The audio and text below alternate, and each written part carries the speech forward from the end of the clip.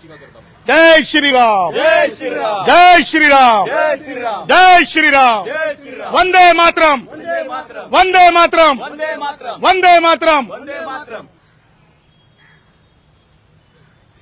हिंदुस्थानातील या महाराष्ट्रामध्ये एक माझ्यावर अशी जिम्मेदारी आहे की खुल्या वर्गातील मग ब्राह्मण असतील, वैश्य असतील, जैन असतील, जे कुणी असतील, जे खुल्या वर्गातले आहेत, मग ते मागासांमधले गुणवंत असतील, त्यांच्या अधिकाराच्या जागा साबूत ठेवणे, त्या अधिकाराच्या जागांवर गदा न येऊ देणे, ती एक जिम्मेदारी आहे।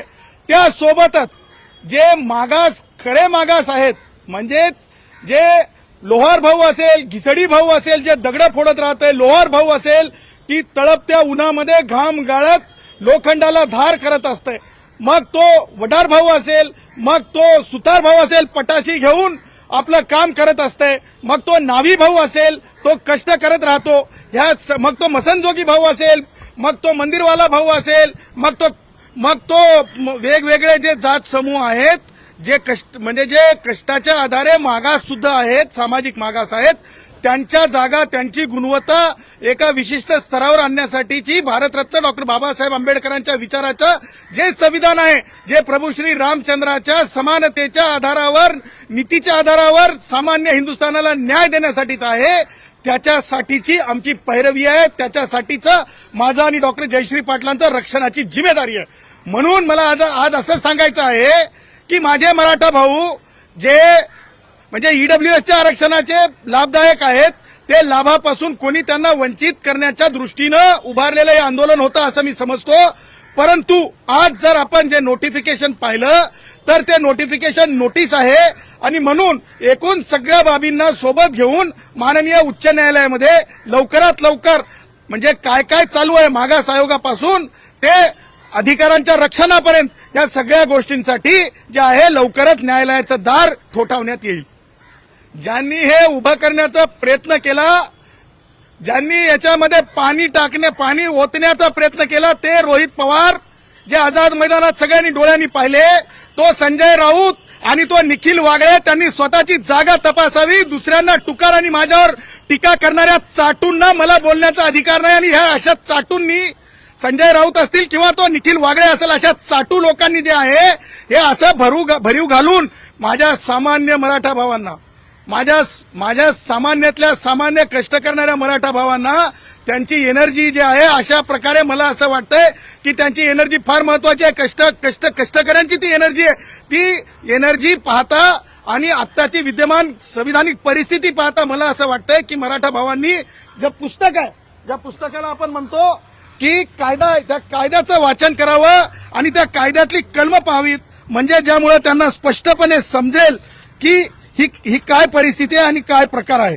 त्यामुळे मला हे म्हणायचं आहे की जे आतापर्यंत बोललं गेलं सगळ्या सोयऱ्यांच्या संदर्भानं, या कायद्यामध्ये ऑलरेडी अंतर्भूत आहे, आणि अंतर्भूत असल्यामुळं मला असं म्हणायचं आहे की ज्या गोष्टी अंतर्भूत आहेत त्या गोष्टींवर ज्या प्रकारे एनर्जी, ज्या प्रकारे आपण ज्याला म्हणतो की म्हणजे वेळेचा अपव्यय, ज्या प्रकारे मला म्हणायचं की मनुष्यबळाचं झालेलं नुकसान, ह्या सगळ्या गोष्टी फार महत्वाच्या आहेत। आणि म्हणून मला असं वाटतंय की कुणी सुद्धा या गोष्टीला विजय उत्सव वगैरे वगैरे वगैरे वगैरे, माझं हे म्हणणं आहे की आपण संविधानिक भूमिकेसाठी असतंय, आरक्षण जय पराजयाचं लक्षण नसतंय, आणि त्यामुळं जिथे पुस्तकाच्या ओळीवर हे सगळं चालत असतंय तिथे मला असं वाटतंय की अशा प्रकारे दिशाभूल करणारी बाब असू शकते जरंगेंकडून। आणि मी 17 दिवस उपोषण केलेला माणूस आहे जेलमध्ये, मला माहिती आहे डॉक्टर जे असतात सरकारी असतात, खासगी डॉक्टरांकडून तपासणी करून मी किती वीक झालोय मी कधी सांगितलेलं नाही, आणि मला माहिती आहे की उपोषणाच्या पत्रामध्ये जेव्हा तुम्ही लिहून देता की खाण्यापिण्याची व्यवस्था करून द्या, खजूर, आता मी तर खजूर खात नाही, दूध, मी तर दूध पित नाही, त्याच्यामुळे ह्या सगळ्या गोष्टी लक्षात घेता हे एक मी असं म्हणेल की वेगवेगळे म्हणजे स्टंट असतात, त्याच्यापैकीचा एक पॉलिटिकल स्टंट रोहित पवार असेल किंवा संजय राऊत असेल किंवा निखिल वागळे सारखे कोणत्याही पत्रामध्ये आज त्यांना नोकरी नसलेले लोक असतील, त्यांनी हे उभं केलेलं कुभांड होतं, आणि ते कुभांड कोणत्याही कायदेशीर प्रक्रियेला म्हणजे टिकणारं नाही आहे, आणि ते टिकू शकत नाही। डंके की चोट पे मी सांगतो, पक्षाची एंट्री, कशाची बॅकडोर आणि फ्रंट डोर अशी काही एंट्री नसते. संविधानिक भूमिका असते. आणि मला माझ्या ओबीसी भावांना आणि खुल्या वर्गातील भावांना हेच सांगायचंय, तुमच्या अधिकाराचा रक्षक, एक सेवक, एक शिपाई म्हणून मी आहे. कोणी सुद्धा पॅनिक व्हायची गरज नाही. मला अनेकांचे फोन येत आहेत. कोणती बॅकडोर एंट्री असा प्रकार कायद्याच्या संहितेमध्ये नाही. आणि पुरेपूर मी तुमच्या एक गोष्ट आपल्या माध्यमातून आश्वासित करू इच्छितो की कायद्यामध्ये व्हॅलिडिटी नावाचा प्रकार आहे. कायद्यामध्ये 2000चा कायदा आहे. आणि त्याही पुढे जाऊन मला सांगायचं आहे की अशा प्रकारची एंट्री, बॅकडोर एंट्री कायद्यामध्ये तरतूद नाही. आणि माननीय मुंबई उच्च न्यायालयाच्या औरंगाबाद म्हणजे आता छत्रपती संभाजीनगर खंडपीठाने माननीय न्यायमूर्ती BH मार्लेपल्ले साहेबांनी स्पष्टपणे डिसिजन दिलेला आहे की कुणबी भाऊ जे मराठवाड्यातले आहेत ते कुणबी भाऊ हे मागास कुणबी नाही आहेत, हे स्पष्टपणे सांगितलेलं आहे. तो कायदा आहे. आणि मला असं वाटतंय की सरकार असो किंवा जरंगे असो, हे कायद्यापेक्षा कोणी सुद्धा मोठे नाहीत. त्याच्यामुळे डंक्याची चोट पे फक्त चर्चा होऊ शकते. अशा प्रकारच्या नोटिसेस दिल्या जाऊ शकतात. परंतु कोणत्याही प्रकारे कोणीही अधिकारी जे आहे अगोदर मार्लेपल्ले साहेबांची जजमेंट बघेल आणि त्याच्यानंतरच सर्टिफिकेट. मला सांगा, कालपासून जरंगे बोलत होता, काय बोलत होता की म्हणत होता की 37 लाख प्रमाणपत्र वाटण्यात आले. मला सांगा, तुम्ही 3700 प्रमाणपत्र सुद्धा दिले जाऊ शकत नाहीत. हे 37 लाख प्रमाणपत्र माननीय सर्वोच्च न्यायालयाचा जो पहिला निकाल लागला म्हणजे एसईबीसी म्हणजे ओबीसीच्या संदर्भात ते प्रमाणपत्र आहेत. त्याच्यामुळं दिशाभूल करून घेऊ नये. आणि अशा प्रकारच्या स्टंटबाज आंदोलकांना मला वाटतं की फार जास्त त्याच्यावर बोलून वेळ वाया घालण्याचं काही कारण नाही. जरंगे पाटलांचं ज्ञानच काय मला माहिती नाही. जरंगे पाटील कोणत्या लॉ कॉलेजमधून पास झालेले आहेत, किंवा जरंगे पाटलांनी कोणत्या विषयात डॉक्टरेट केलेली आहे, किंवा जरंगे पाटलांनी कोणती याचिका दाखल केलेली आहे. हा, मराठा समाजामधले अनेक विद्वान लोकही आहेत. त्यांनी म्हणलं तर वेगळी गोष्ट आहे. विनोद पाटील असतील किंवा दत्ताभाऊ पाथरीकर असतील, ही मोठी माणसं आहेत. त्यांनी म्हणलं एखाद्या वेळेस तर मी समजू शकतो. परंतु जरंगे काय म्हणताय याच्यावर तुम्ही पत्रकारांना म्हणजे काय म्हणतात ते TRP मिळू शकते. परंतु आमच्यासारखी कायद्याचं पुस्तक वाचणारी माणसं मात्र आमच्या मर्यादेत काम करणारी आहोत. तुम्ही म्हणताय नोटीस दिलेल्या, मात्र सगळे चोरीची व्याख्या सरकार बदलू शकते. अहो, ते ऑलरेडी अंतर्भूत आहे. ब्लड रिलेटिव्ह लिहिलेलं आहे. मी तुम्हालाच पर्टिक्युलरली आता वर दाखवलं की ब्लड रिलेटिव्हचा अर्थ काय. आजोबा कोण आहे, डिस्टंट रिलेटिव्ह आहे की ब्लड रिलेटिव्ह आहे. बाप कोण आहे, डिस्टंट रिलेटिव्ह आहे की ब्लड रिलेटिव्ह आहे. चुलत भाऊ कोण आहे, डिस्टंट रिलेटिव्ह आहे की ब्लड रिलेटिव्ह आहे. काही नवीन नाही, सगळं जुनंच आहे कायद्यातलं. त्याच्यामुळं हे जो कायद्याचा जो प्रकार आहे, ह्या कायद्याच्या प्रकाराला सूक्ष्मपणे अभ्यास केला पाहिजे. आणि मला असं वाटतं की याच्यामध्ये फार हुरळून कोणी जाण्याची गरज नाही. आणि माझ्या ओपनमधले भाऊ असतील ज्यांच्या जागा मी कमी होऊ देणार नाही, त्याचबरोबर ओबीसीतले भाऊ असतील त्यांनी सुद्धा चिंता करण्याची गरज नाही. संविधानाचं पुस्तक आपल्या सोबत आहे, असं काही गैर होऊ दिला जाणार नाही. आणि सरकारचं दायित्व आहे की कोणत्याही परिस्थितीमध्ये काही गैर ओबीसींसोबत असेल किंवा ब्राह्मणांपासून ते खुल्या वर्गातील सगळ्या गुणवंतांपर्यंत असेल, कुणासोबत सुद्धा गैर होणार नाही याची काळजी सुद्धा सरकारने घेणे आवश्यक आहे. नाही, मला एक सांगा, कोणती व्याख्या ब्लड रिलेटिव्ह. अहो, या ऑलरेडी ब्लड रिलेटिव्ह म्हणजे काय, तुमच्या चुलत भावाला जर प्रमाणपत्र पाहिजेच असेल तर तुम्हाला अफिडेव्हिट देण्याची तरतूद आहे. ती तरतूदच आहे ना, कायद्यातच तरतूद आहे. तुम्हाला सांगतो खासरा पाणी असेल, तुम्हाला सांगतो ती ऑलरेडी तरतूद आहे. नवीन काय, मला नवीन फक्त दिसलं की एक गोष्ट तर मी म्हणजे खुल्या अंतकरणानं मान्य करतो आणि तुम्ही मान्य करायला पाहिजे आणि जरंग्यांनी मान्य केली पाहिजे की माननीय उच्च न्यायालयामध्ये कायदेशीर प्रक्रिया पूर्ण केल्याच्या नंतर जे प्रतिबंध घालण्यात येतात ते पाळावेच लागतात. नवी मुंबईत थांबावं लागतंय, मुंबईमध्ये येताना विचार करावा लागतं. ह्या सगळ्या गोष्टी ज्या आहेत कायदेशीर आहेत, संविधानिक आहेत. त्याच्यामुळे प्रत्येकाला कायद्याच्या चौकटीत राहावं लागेल, तो मग कोणी किती मोठा जरी असला तरी. अहो, मला सांगा, माननीय उच्च न्यायालयाच्या औरंगाबाद खंडपीठाने 226 या आर्टिकलच्या संविधानिक अधिकारामध्ये दिलेला निकाल आजच्या नोटीस सुपरसीड करू शकते का? मला सांगा, उच्च न्यायालयाचा निकाल वरती आहे की तुम्ही काढलेली नोटीस वरती आहे? सिंपल गोष्ट आहे. थोरात विरुद्ध महाराष्ट्र शासन त्या केसचं नाव आहे. माधुरी पाटील विरुद्ध कास्ट स्क्रुटिनी कमिटी ठाणे या केसचं नाव आहे.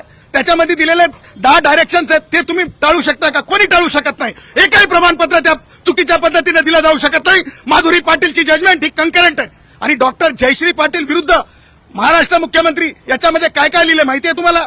मी काल 5 वाजेपर्यंत सकाळी अभ्यास करत होतो, सोमवारची तयारी करत होतो. सुकऱ्यांच्या बाबतीतला निर्णय असेल किंवा सुकऱ्यांचे घेतलेले निर्णय असतील ते उच्च न्यायालयात नेणे आणि आजची विद्यमान परिस्थिती उच्च न्यायालयात नेणे. त्याच्यात काय सांगितलेलं आहे?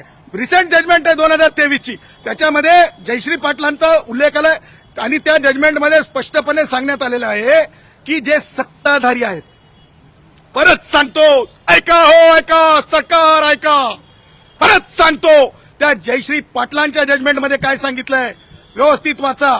जयश्री पाटलांच्या जजमेंटमध्ये सांगितलंय ज्यांच्याकडे सत्ता आहे, ज्यांच्याकडे राजकीय पद आहेत, त्या समूहाच्या बाबतीमध्ये जे आहे आरक्षणाचा विचार ज्यांच्याकडे मेजॉरिटी पद आहे त्यांच्या बाबतीमध्ये करणं किती योग्य आणि किती अयोग्य हे स्पष्टपणे सांगितलेलं आहे. तेव्हा आजही तुम्ही बघा किती टक्के IAS अधिकारी आहेत, किती टक्के IPS अधिकारी आहेत, किती टक्के क्लास 1 ऑफिसर आहेत, किती टक्के जे आहेत मंत्रालयामध्ये विखे पाटलांसारखे मंत्री आहेत. त्याच्यामुळे सत्ता कोणती असो विखे पाटील मंत्री असतात की नाही सांगा. त्याच्यामुळे सांगायचं तात्पर्य हे आहे की अशी व्यवस्था असताना इव्हन मागास जाहीर करता येत नाही. हे सुद्धा न्यायिक दृष्ट्या आर्टिकल 144 भारतीय संविधानाच्या नुसार कंकरंट फाइंडिंग आहे. कंकरंट डायरेक्शन म्हणण्यापेक्षा मी म्हणेल कायदा आहे आणि तो कायदा सरकारला मानावा लागेल. आणि सेवानिवृत्त न्यायमूर्ती शुक्रेंना मी परत सांगेल की त्यांनी जो रेफरन्स स्वीकारलेला आहे तो रेफरन्स त्यांनी सरकारला वापस पाठवावा अशी माझी त्यांना विनवणी आहे. आता या- ज्येष्ठ पत्रकारांनी ती नोटीस उघडल्याच्या नंतर पहिला पॅरेग्राफ वाचा. पहिल्या पॅरेग्राफमध्ये कोणत्या अधिकारांचा वापर करण्यात आलाय तो नंबर बघा. तो नंबर थेट अधिकारवाणी तुम्हाला नोटिफाय करण्याचे अधिकार देते. परंतु BH मार्लापल्ले सन्माननीय न्यायमूर्ती यांचा निकाल थोरातांच्या केसमधला नोटिफिकेशन काढू देऊ शकत नाही, कारण ते मर्यादा आहेत. अगोदर ती ऑर्डर चॅलेंज होऊन सेट असाईड जोपर्यंत होत नाही तोपर्यंत माझ्या मराठा भावांना मराठवाड्यातल्या कुणबी म्हणून मागास कुणबी म्हणून प्रमाणपत्र देता येत नाहीत. नोटीस आहे. सगळ्यात अगोदर तर मला हे म्हणणं आहे की जरंगेंनी स्वतःच कंटेम्प्ट ऑफ कोर्ट केलेला आहे, कारण सर्वोच्च न्यायालयाचा निकाल असताना आणि एकूण फाइंडिंग्स कंकरंट असताना ज्या प्रकारे आंदोलन करून म्हणजे काल मला नवी मुंबईतूनही लोकांचे फोन आले, आपणही पाहिलं ज्या प्रकारे त्रास द्यायचा हेतू होता तो अशुद्ध हेतू होता. आणि क्लीन हँड जर असतील तरच कायदा सपोर्ट करते, क्लीन हँड नसतील तर कायदा सपोर्ट करत नाही. ते काय जावं येत काय ते कॅमेरे लावलेत ते ह्याच्यावर किती खनखन खनखन खटखट खटखट खट नोटा मोजल्या चालल्यात हे बघण्याला ते कोण आहेत? त्यांचा राज ठाकरे काय मालक झालाय का? राज ठाकरेचं कर्तृत्व काय? राज ठाकरेची पार्श्वभूमी काय? असं बोलायला गेलं तर खूप बोलू शकतो. आज तो वेळ नाही, आज तो विषय नाही. त्यांनी टोल नाके बघावे आणि टोल नाक्यावरले किती पैसे मोजले चालले ते बघावे. त्यांनी सरकारला शहाणपण शिकवण्या एवढं आणि माझ्यासोबत माझ्यावर टीका करण्या एवढे ते मोठे नाहीत. 1 to 1 राज ठाकरे सदावर ते येऊ द्या. मी सांगतो कोणी कार्यकर्ते छोटी छोटी माणसं बोलत असतील तर त्यांच्यावर मी रागवणार नाही. बघा मागण्या कोणत्या हो? मागण्याला काहीतरी संविधानिक आधार लागत असतो. माझा मराठा समाज जो आहे ना तो सामाजिक मागास नाही. आणि खजूर खाऊन दूध पिऊन माझ्या स्वतःच्या डॉक्टर अहो मला हे सांगा मी तर नाही खात. माझ्याकडे कोणी डॉक्टर तारक नाही. माझ्याकडे तर सरकारी डॉक्टर होते, आपण सगळ्यांनी बघलेले आहेत. त्याच्यामुळे मला हे म्हणायचं आहे की अशा प्रकारे बघा लक्षात ठेवा सत्य टिकतंय दूध का दूध पाणी का पाणी. थोडं थांबा सगळ्यांच्या लक्षात येईल काय होतं आणि काय नव्हतं. काय गरज आहे? अत्यंत संविधानिक पुस्तकावरला आधार आहे. मला काय म्हणजे काहीतरी मिळवण्यासाठी काहीतरी आटापिटा. मला 2च लेकर आहेत आणि मी स्मॉल फॅमिलीवर विश्वास करणारा माणूस आहे. मी काय बाबा मी जन्माला काही 4-5 लेकर घातलेले नाहीत. स्वतःचा बी आहे ना त्यांचे बी तर लेकरं शिकायचे 4 लेकरं. पण ते तरतूद आहे का? त्या कायद्यामध्ये तरतूद आहे का? कोणत्या मागण्या मान्य झाल्यात? झुकण्याचा आणि म्हणजे विरोध करण्याचा आणि उभं राहण्याचा काय संबंध आहे? अहो मला एक सांगा, हे काय राजकारणाची निवडणूक होती का गुलाला उधळायला? आम्ही सर्वोच्च न्यायालयामध्ये जिंकलो. सामान्यातला सामान्य ओबीसी सर्वोच्च न्यायालयामध्ये जिंकला, सामान्यातला सामान्य ब्राह्मण सर्वोच्च न्यायालयात जिंकला असं म्हणायचं का? नाही. ह्या संविधानिक भूमिका असतात, त्याला चुकीच्या पायंडाने नेऊ नका, याला राजकीय स्वरूप देऊ नका, एवढंच माझं म्हणणं. नाही भुजबळ साहेबांनी जे सांगितलंय की ईडब्ल्यूएस पासून मराठा समाज वंचित होत आहे, जिथे 10% जागा स्पष्ट होत्या त्या जागांपासून मराठा समाज वंचित होत आहे, हे काही वेगळं सांगण्याची गरज नाही. आणि राहिला प्रश्न ओबीसी मधून मला सांगा प्रमाणपत्र कसे मिळणार? ओबीसी मधून प्रमाणपत्र मिळणं हे दुर्लभ गोष्टी आहेत.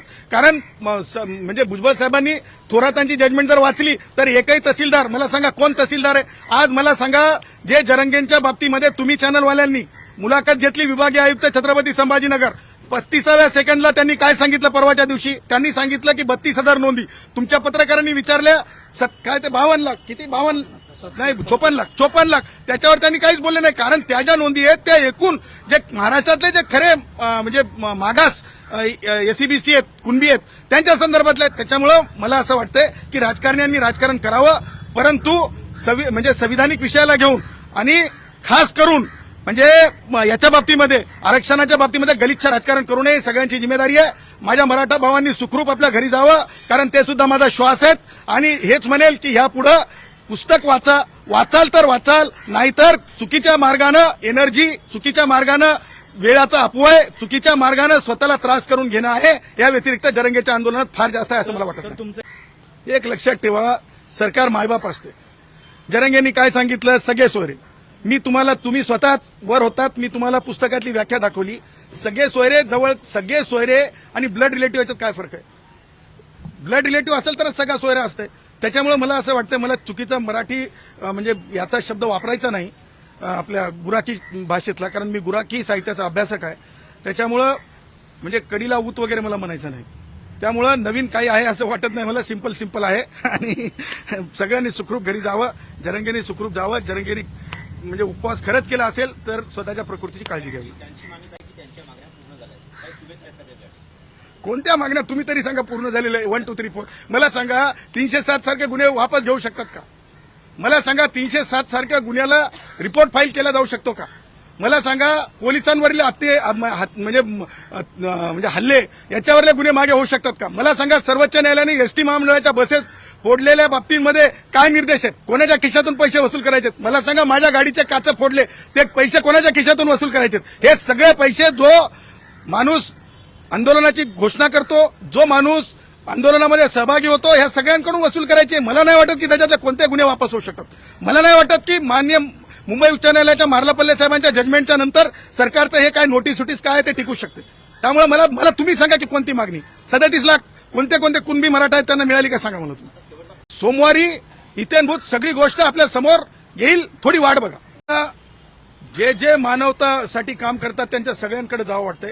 मग राष्ट्रीय स्वयंसेवक संघ असेल, भुजबळ साहेबांचं संघटन असेल, बौद्ध भिक्खू संघ असेल, सगळीकडेच जायला आवडतंय मला. परंतु माझ्या वेळेअभावी बऱ्याच ठिकाणी मी जात नाही. तुम्ही पाहिलं का मला एखाद्या आंदोलनाच्या मंचावर?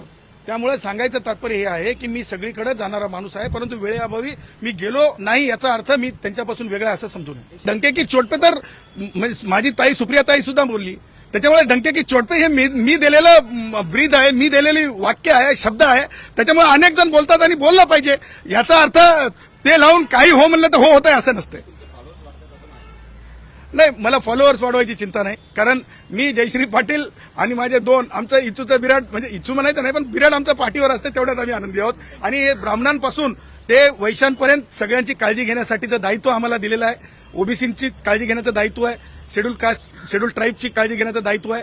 देशामध्ये जे कोणी कष्टकरी आहे, स्ट्रीटवरला माणूस असेल, बाळ असेल, आजारी माणूस असेल, सगळ्यांचं दायित्व आमच्यासोबत आहे. त्याच्यामुळे ती आमची जिम्मेदारी म्हणून आम्ही वागतो.